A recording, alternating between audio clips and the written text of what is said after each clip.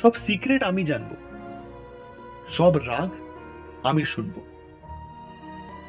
আর যখন ভালোবাসবে আমি দূরে দাঁড়িয়ে দেখবো। তাই না?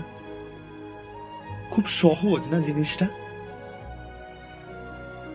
এসআরকে যখন বলেছিল লাভ ইজ ফ্রেন্ডশিপ, তখন তো খুব ভালো লেগেছিল।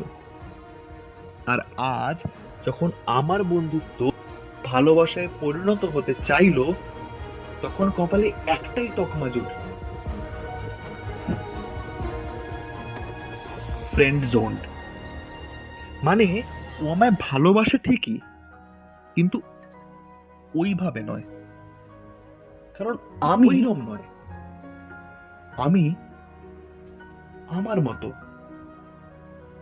I am the man I want to be, not the guy she wants me to be.